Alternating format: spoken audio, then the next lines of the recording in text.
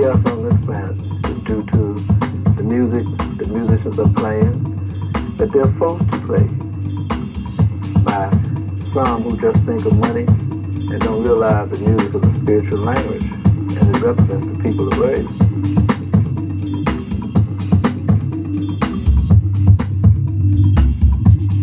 This is comedy, baby.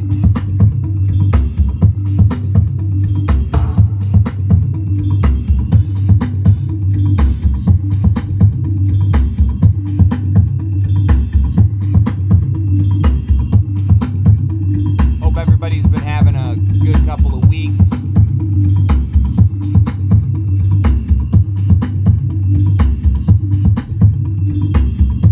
We got a lot we could talk about. A lot's happened.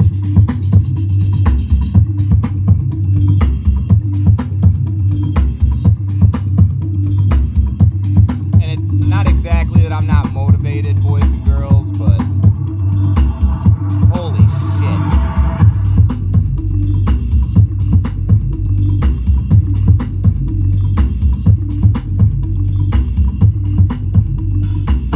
I've been trying to get guests scheduled and things have just not been lining up. And after a couple of weeks, well, the show must go on.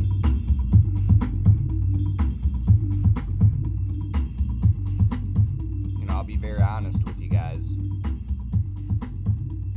I'm not a big fan of looping the same people in too many times.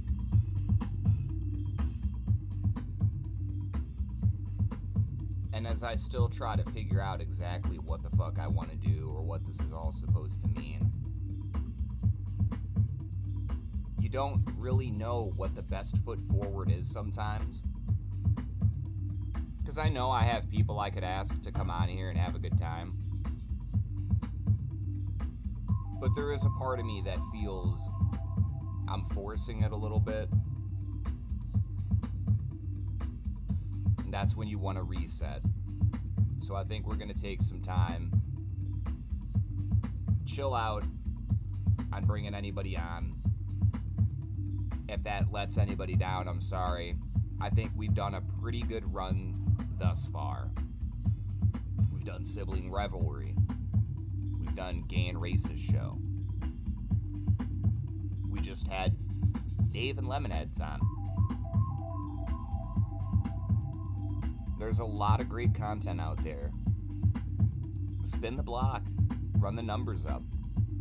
I do see there's people out there finally going and checking out some of the older episodes, so my clip campaigning is working.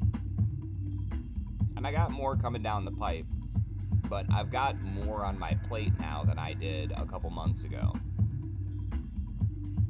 I'm starting to do a little bit of work with Gay and Racist Show. I'd never bully myself again and call myself like the third mic or whatever. But I've done their show a couple of times. I have fun when I go on there. It's cool to hang out because it's different from what I do here. This is low effort yapping. I just get to put my thought bomb out there and boom, let it happen. But GNR, that's a live experience. It goes on for hours. So it's kind of helping me get my chops where I used to stream, but entertaining at that level, being able to go the distance late, I left that in the past a while ago, I'm not gonna lie. Your boy has been fucking going to bed super early, transitioning into his uncle grandpa phase. And it's not that I want to go down that path, but we all know sometimes you get into a lot in life, you got to follow that thread. It's the most beneficial and logical in the moment. What else are you gonna do?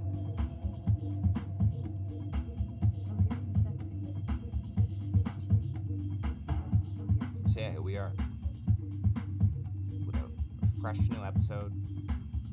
I'm gonna talk about some goofy shenanigans I think I can only do an hour for you guys this time, because really, it's been fun cranking out longer episodes, but I really don't want people to get used to that. Especially not for me in a solo format. I went over an hour with the Let It Die episode. And I want to make it clear, there have been a lot of revelations in the Court of Lemons since all of this has happened. And while I still see a couple people who are unable to move past the bit, for the most part, some pretty big things in that world are happening, at least in my purview.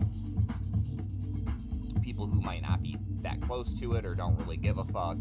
Maybe it doesn't even blip on their radar, which, that's fair. We've all got different things that make us happy, and I don't expect what gets one person off to do it for you. That's not what this is. I'm not trying to equate the thing, but you get what I mean.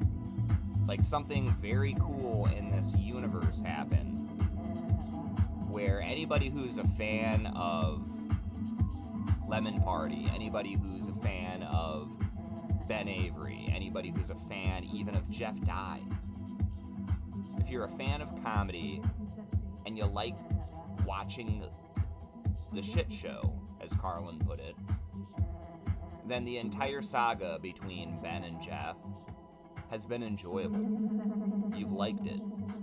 You've known it's not going to go anywhere more, because it's like wrestling. It's not fake, it's sort of staged.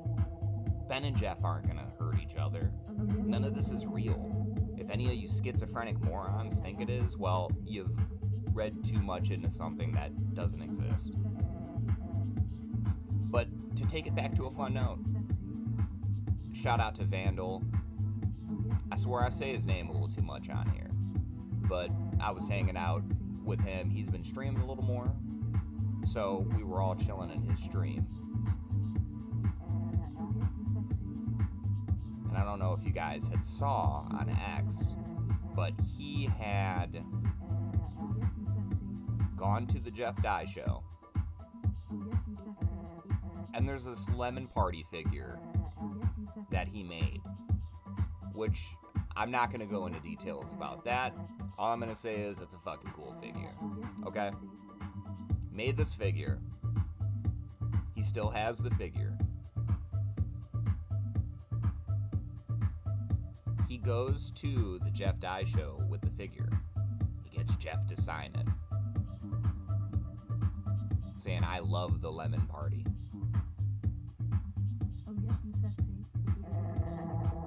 He gets a picture of him holding the lemon. It's a great moment. The whole time Jeff thinks this is some fucking ruse. No, man.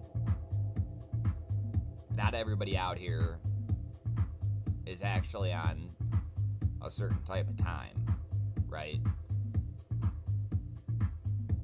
And that is true. You worry if there's people out there who don't really know it's a gag.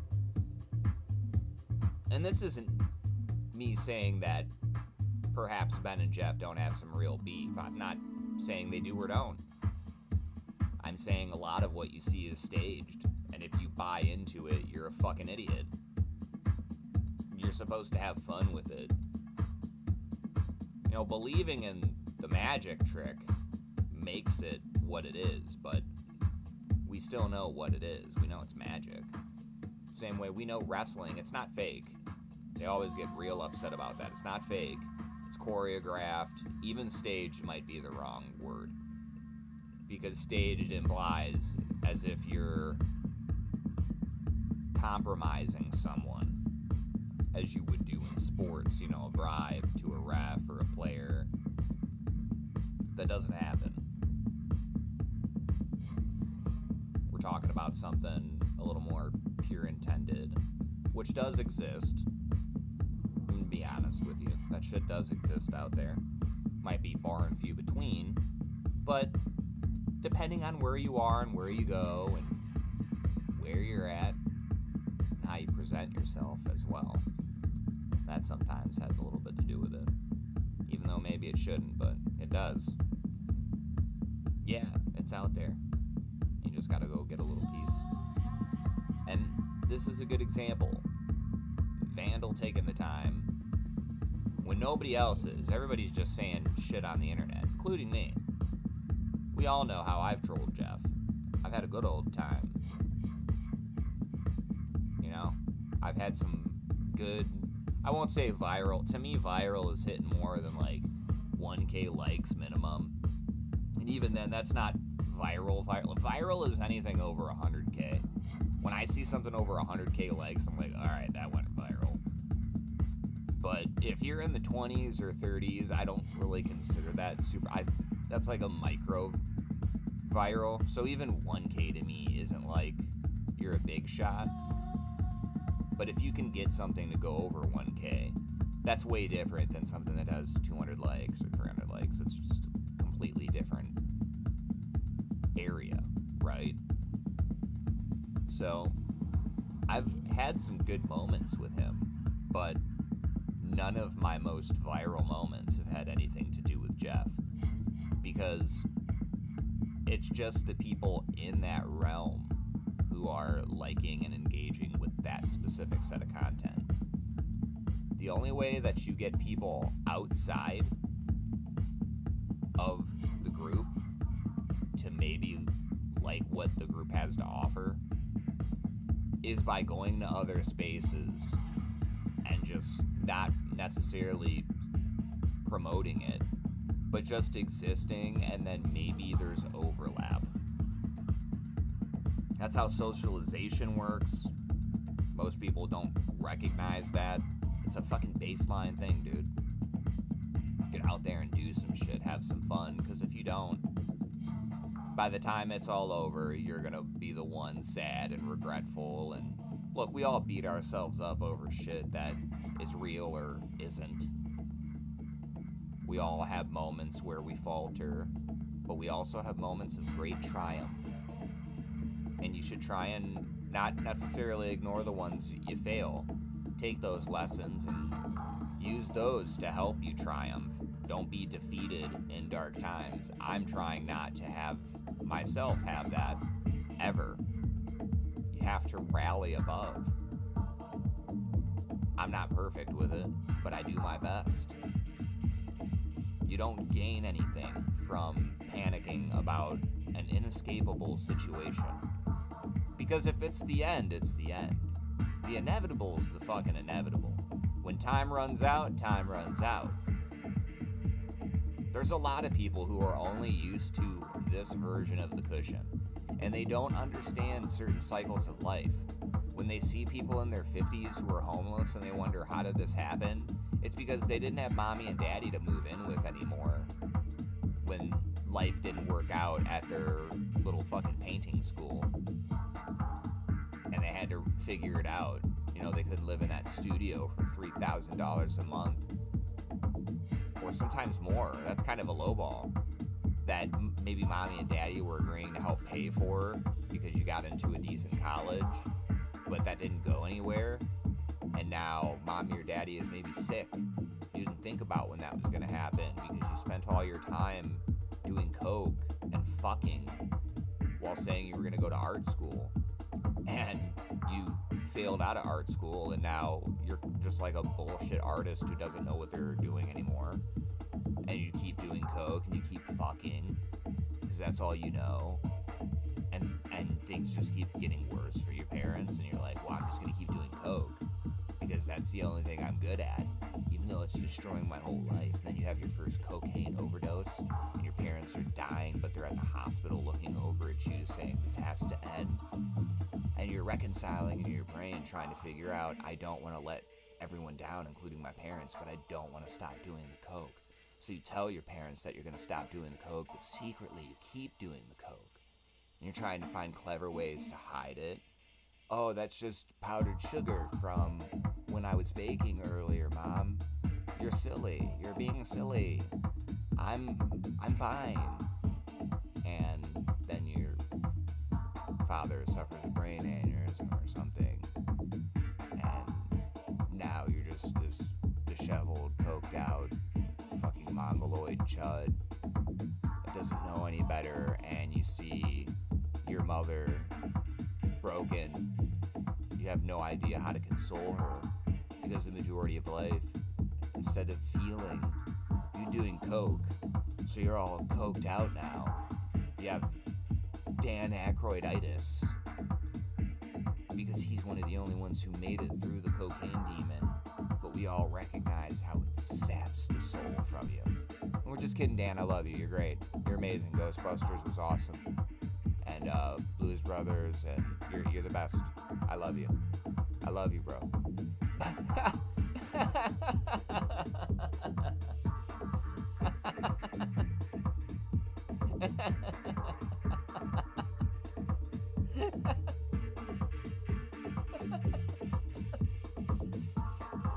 Woo! And we are so back, man.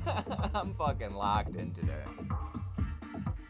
See, sometimes the bitch just flow. Like water off a duck's back, baby.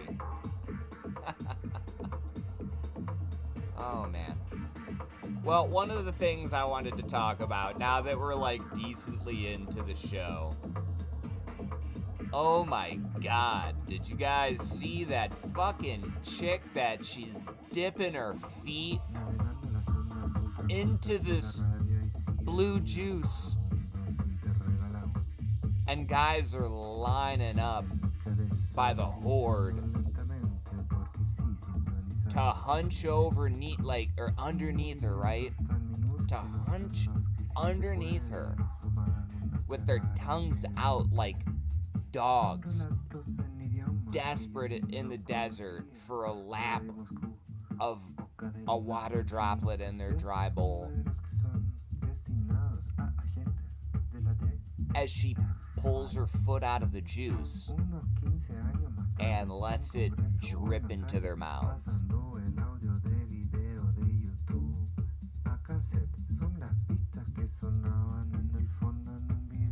What the fuck is that?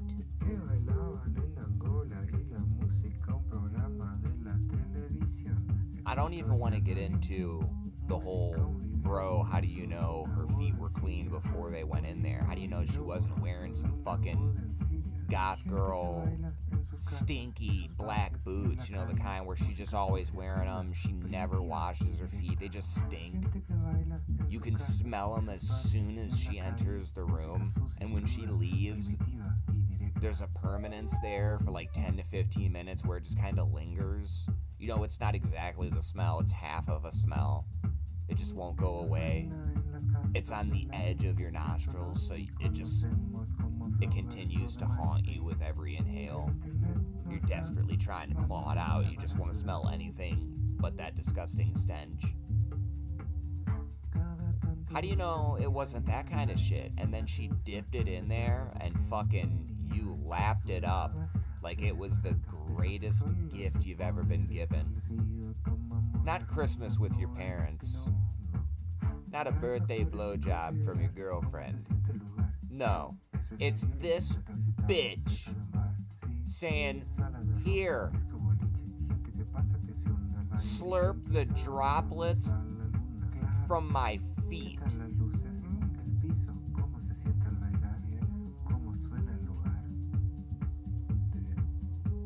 I don't care how desperate I got, you would never catch me like that. You know how dumb these fucking guys are that lined up to do this shit? I don't even want to get into the life-ruining aspect. And people can be like, oh, what do you mean?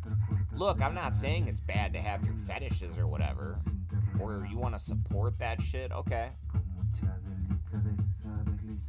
You're probably not going to find an employer in a professional setting that will condone somebody doing that being a part of their team. You're just probably not going to have that happen. As much as you want that to happen, it's probably not going to happen for you. I hope you recognize what the fuck I'm saying. It's not my way. This is just the way things are. Do you really think that you can be on some certain shit and it pop up and a company is going to want to deal with headlines or no, when shit gets real, shit gets real. That's why these companies bow you out quick if they think you're a problem, because they can't deal with the risk. It's not even about what you bring to the table at a certain point. The real question is, will they be a risk to our brand? Will we end up suffering because we brought, and you don't want it to be that way. You're like, I'm a separate entity. How? Well, that's just this fucking corporate society, the concrete jungle that we're operating in. We're gorillas in the zoo, chimping out.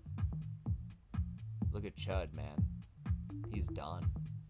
Not to deviate too far from the atrocities of the feet juice bitch, but that motherfucker, I don't think he's getting out. I never really had a horse in that race. I had made jokes being like, oh yeah, I think Gypsy and Chud should fight, not knowing their background. I'm gonna be straight up with you, because I'm not invested in either of them. So when I found out that Gypsy has actually looked out for Chud in the past and shit, it's not like I was like, oh, but I had that moment of, oh, these guys they're cool. Okay. And I mean, that's good for them, I guess, because I don't hate or like them. I don't really know what they do. I don't mean that in a shitty way either.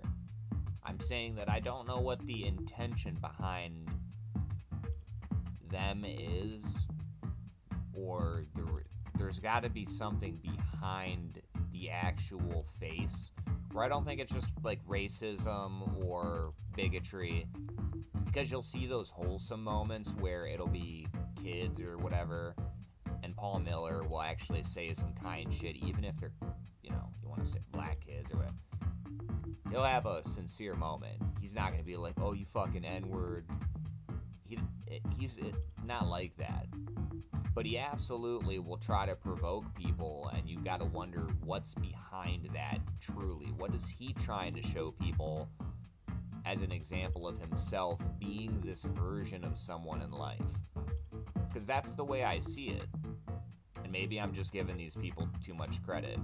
Shout out to Lemonheads. I know he said that about me with the Jeff Dye thing.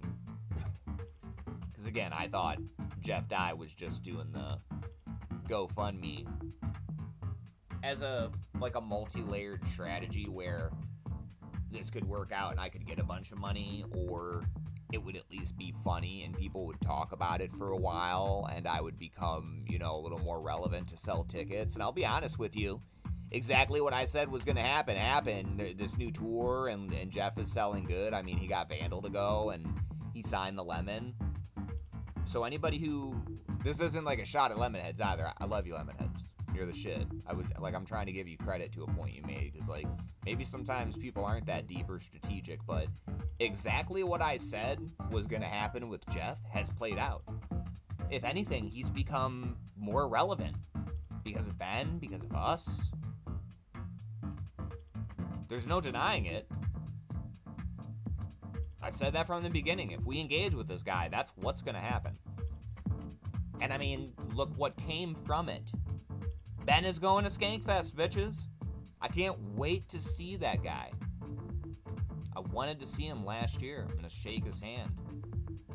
Congratulate him on all the success that he's had. Try not to bother him too much, but definitely hang out with him if we're going to the after party. I don't know if he'll go, though. He doesn't seem like the kind of guy who you'd hang out with him in a strip club. He's got a wife, kids. I don't think a guy like Ben is trying to do that. I would definitely invite him out to a breakfast at Mother's. That would be fun. And I'm hoping Devin and Jace go too. But I'll be okay if I can only see Ben. I don't mean it that way. I want to see all three of them. But I'm grateful. As soon as I saw Ben and Josh doing Real Ass Podcast, I knew. I just knew.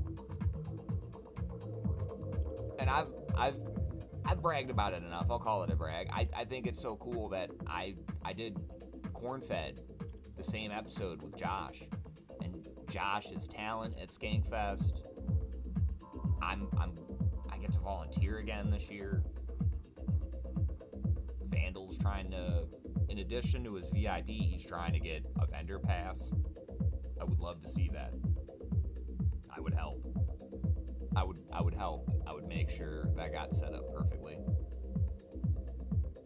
But there's so many things in motion where, I have been sitting back, and as summer's creeping around, I'm trying to be a little more happy and motivated because it was a tough winter. I don't talk about my personal shit a lot, but I take care of a family member whose health is declining. I talked to Sam Talent, of all people, about it a little bit at last year's Skankfest. Like, I just happened to open up to him, and yeah, I appreciated him actually giving a fuck. That's why, if you end up at Skankfest this year, people, and you do interact with these individuals, you're not going to be disappointed. Just don't be an asshole. Come have fun.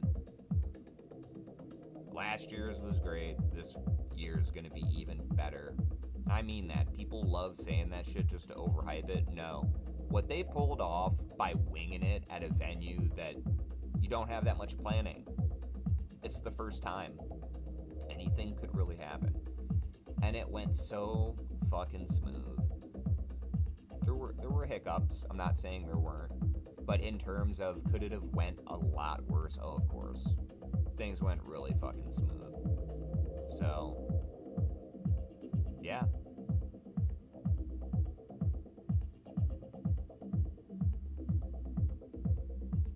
Anyway.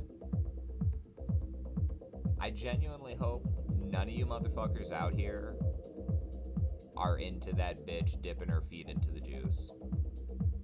And if I'm not mistaken, I want to take this to a different level. I want to get technical. There are... My ways are not even allowed to push the cart and sell the corn out of their fucking... You know what I mean? There's that one video of the guy who he's got like the disgusting corn water and the corn looks moldy and shit, and somebody's roasting him for trying to sell it. He's like, I ain't buying this gross, you got bugs in that shit. I ain't buying this shit. I wish I could find that fucking... That shit's... Because the guy is just like, he's so sure that he's got good food. He's like, oh, and there's bugs in there, and it's just dirty water, man. It's terrible.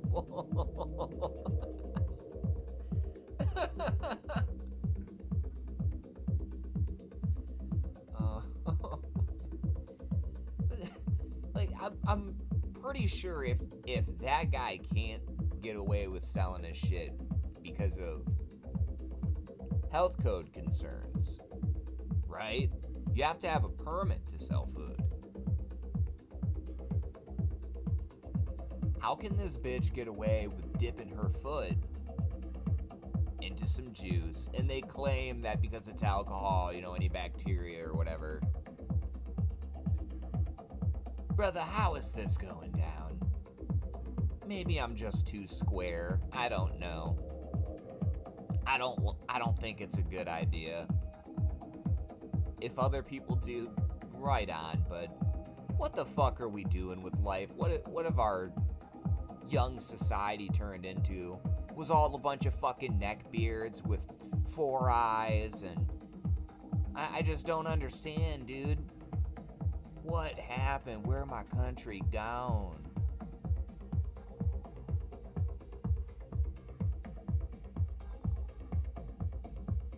I just don't know, dude. Would you rather have a world of Chud the Builders or a world of neck-bearded, 4-eyed, feet juice drinking weirdos? If those are the two options, what do you want? I'm not picking a horse in that fucking race. But I'll pose the option. That's what it seems like our choices are nowadays. Some incredibly cucked out nothing, or some extreme representation of an ideology, right or wrong.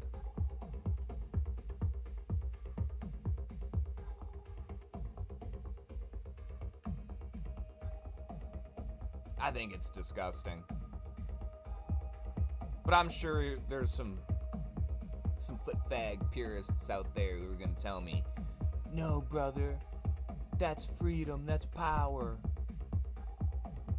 They're gonna trick all those fifth wave feminists into thinking it's empowering. She's taking her sexuality back. All those boys, they're worshiping her instead of taking from her. Yeah, sure. They're all being exploited by the camera for the power of the dollar. Hell yeah, dude. And speaking of hell yeah, dude. Oh yeah, this is where I wanted to rock-a-bye baby into. Stav, what are you doing, man? You were finally on this redemption arc for a lot of people, having the Cumtown Boys on, but you've started to decide that you want to be Hassan's puppet. You want to let Hassan put his hand in your asshole and operate you.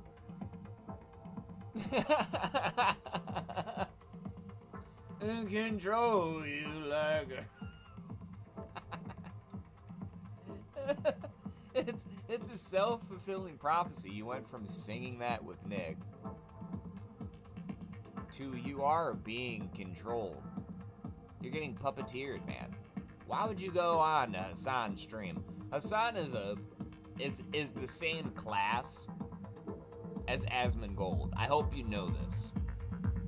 You might not want to say hell yeah, dude, but Hassan and Asmongold are the same. And to an extent, so are you, Stav.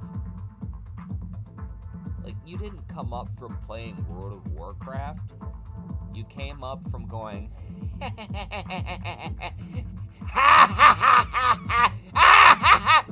that's what you got all your fame from. That's what people know you as. I don't want to just say a laugh track, but stop. That's what people know you for. You should lean into that more instead of getting puppeted and talking shit about Asmongold, who, I'm not even going to say Sam Hyde talked shit about Asmongold, but the way Sam Hyde talked about Asmongold was funny as fuck. Asmongold even enjoyed that whole conversation, his monologue about him, because it wasn't all about him. But I loved how many times he kept referencing Asmongold.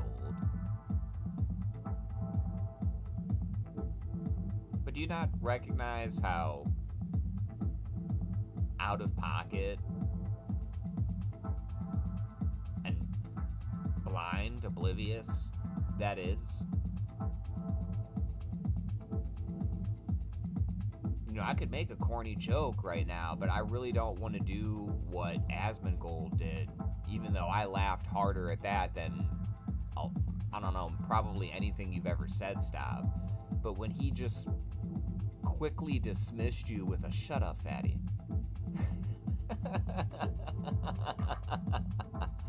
That was so smooth from Asmongold. I gotta give him credit on that, man. And you're talking about a guy who just lost his dad pretty recently. And Stav is hopping on Hassan's stream, who, in the past, you've said fuck Hassan. You were going to have Sam Hyde on Cumtown. And you're really drawing your line in the sand, huh? Because to me, that's your way of saying that you're probably not gonna ever do anything with Sam or MDE, which is disappointing because there's so much overlap there. But it kind of makes me believe that maybe Asmongold has a point. Not that I've even looked into you that much as a grifter or whatever, because people are allowed to fucking hustle for pussy if that's what they need to do. You know, I get it. If you feel like you're a fat, bald Ron Jeremy lookalike, I'm sure you'll say anything to fucking Professor Snape your way into some pussy. You'll do whatever it takes. You'll say whatever necessary line is required to get to the next piece of dialogue, as if you're playing a role-playing game. Stav spent too much time playing Oblivion in high school, and he learned that the key to life wasn't having an opinion about anything. It was saying the correct line so that you could get the successful outcome in the dialogue tree. And kudos to you, Stav, for figuring that out. But most people don't do that. Most people decide they're not going to team up with somebody who's been terrible to their dog and has been afraid of Sam, but called Sam a Nazi. Sam has openly said, let's box for charity, and Hassan bowed out because he's a pussy, he's a grifter, he's a fake tough guy. I just watched a video of Hassan getting chased off. He was trying to talk to some people, and this one guy with the camera was like, oh, you big fucking dogs, motherfucker! And he started like losing his shit, chasing him, and like him and his whole team just started walking away because they were afraid of this guy. And I would be too, Hassan. Surrounded by all of your people, I would diva out and be afraid. And that is such a good look for you on the heels of having Stav on, because nobody fucks with you out in the streets. You don't have that Mike Tyson effect or the Muhammad Ali effect, where you can walk around the streets and nobody's afraid of you, nobody fears you, they respect you.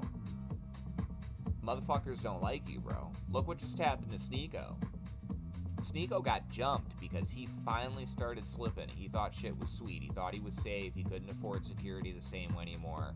He's starting to become a dwindling star or whatever. I'm not even saying he's not popular anymore, but I know my own friends that are view-botting, and when I call them out, they don't want to admit to it, even though when I pop in their chat are saying the same recycled lines on different accounts at different intervals, and that's how bot accounts work. And if you're not going to be honest with me, you're not being honest with yourself, you're lying about life, you just can't let go of the idea that this maybe hasn't worked out. You think you're going to fake it till you make it. You'll try anything desperately to stop this ship from sinking. It's not going to work.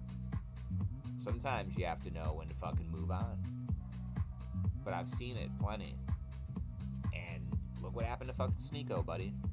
He got lost a tooth. That's fucked up, man. I'm not going to say that's cool. I don't even think Sneeko's the worst guy. He reacted to Toad's, the Heil Hitler video. The Kanye cover.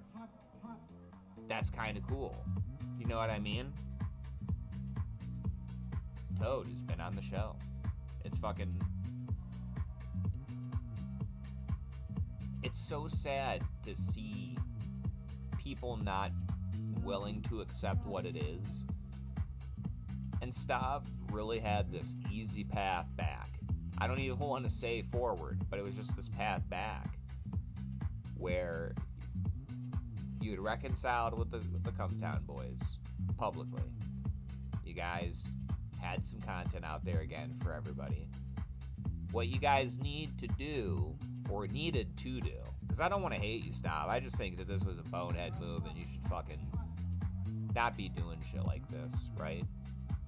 And you know, you could say fuck me too. Oh, that's fine. Who am I, right? I'm a dumbass. I suck. I'm gay. My dick is small. But what everybody has wanted from you guys is a movie. They want you to do the Cheech and Chong thing. They want you to do Broken Lizard. I think we've talked about this in the past, that everybody is ready for you guys to do a movie. To stop being afraid and do a movie. Make millions and do a movie. You're funny. Do a movie. You have some of the best writing talent out there. You just did the Kevin Hart roast, Nick. You're a fucking genius. Zach was there. Nick, you got top billing over Jeff Ross. The roast master, Jeff Ross. Do you understand? You guys are the future. It's amazing. It's awesome to see it. I'm fucking blown away. There's people that I admire. They're killing it. That's what everybody wants. Do a Cumtown movie. Have some fucking fun. There's so many people that would be in the Cumtown movie. You could call it Cumtown.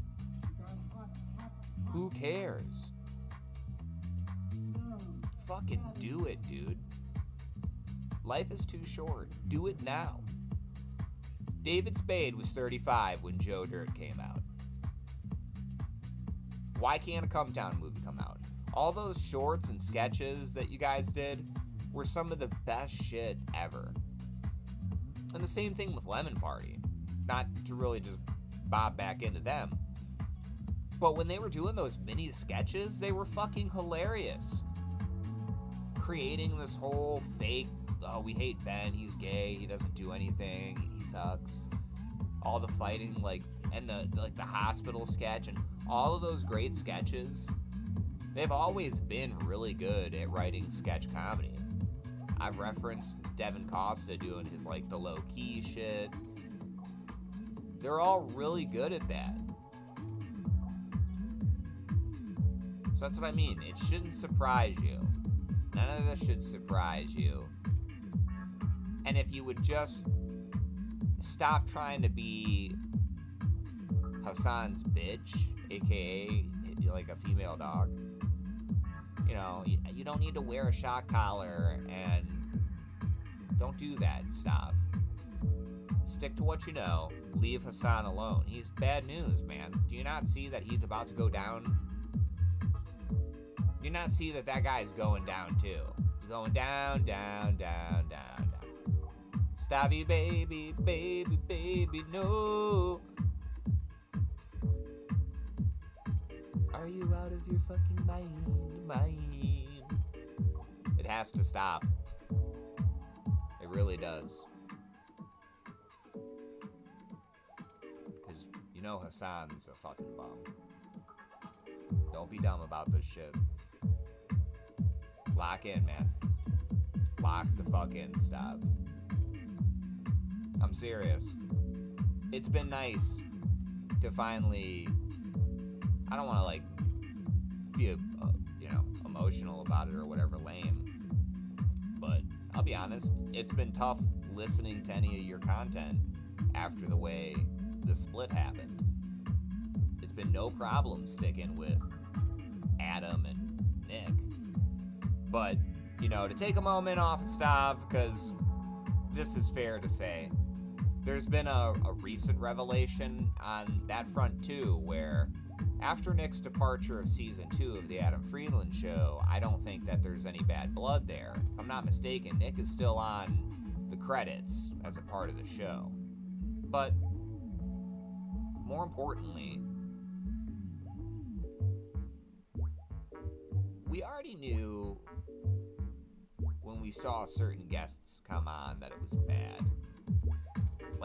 The Hassan episode did bum me out.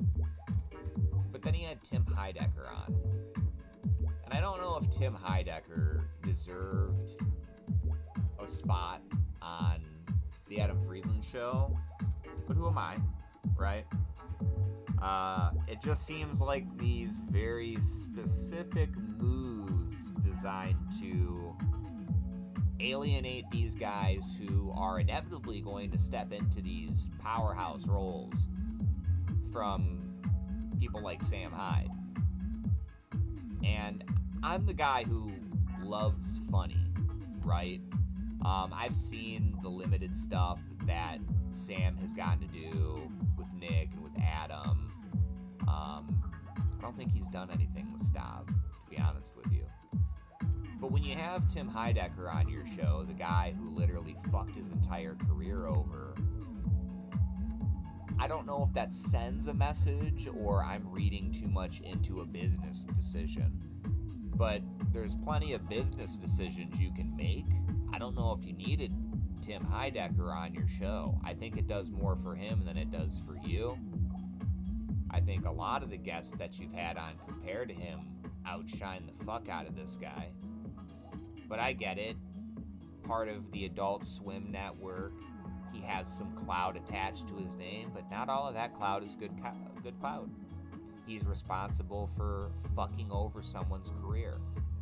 I've already had a very honest moment about this because we've talked about my viral post where when Tim Heidecker, the whole InfoWars thing, and all it took was me saying in a quote tweet, "You fucking suck, dude."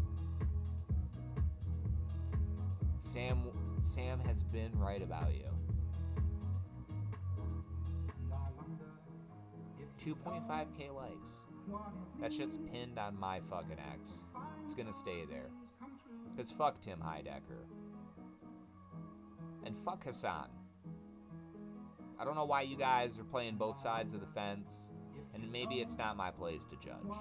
Sometimes I don't know what's going on behind the curtain, but I don't like it. I don't like seeing dudes who I enjoyed listening to for years get involved with these pieces of fucking shit.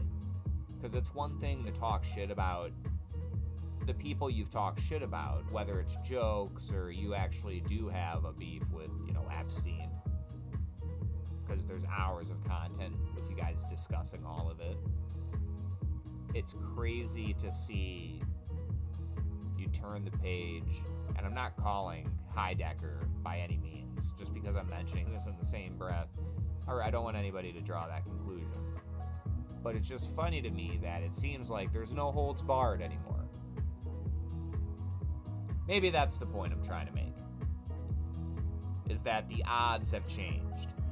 You know what I mean? There's a lot less at stake, it seems, for these guys. And they're willing to cross any line because it's not there anymore. And I mean, that's fair. Maybe you get to a certain point in life and those lines don't matter as much. That's got to be the reason why people either break and finally snap in society.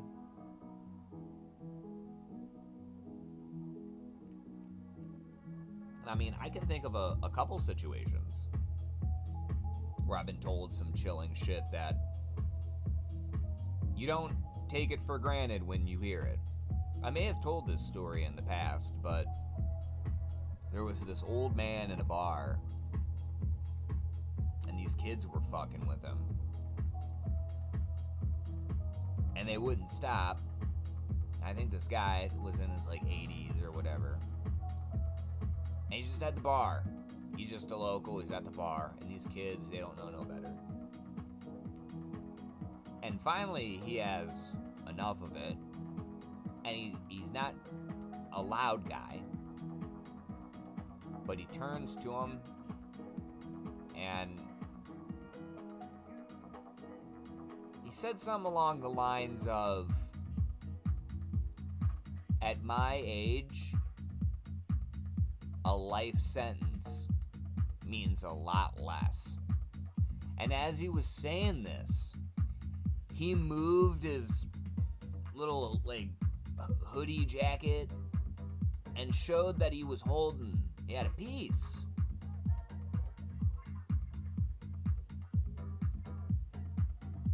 There was intent behind that statement from this old timer. And if some of you motherfuckers are too stupid to read between the lines on that one, let me make it clear, okay? What he's saying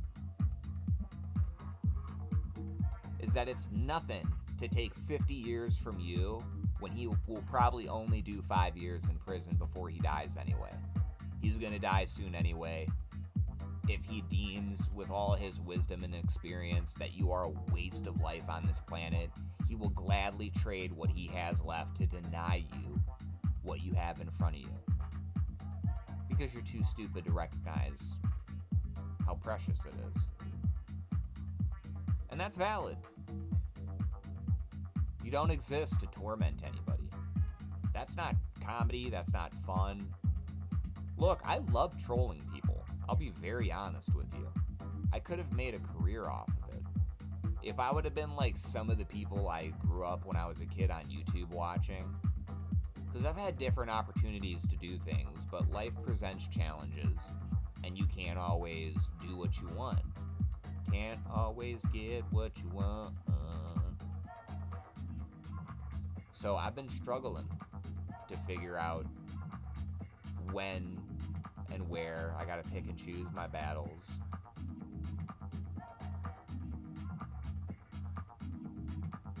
Yeah.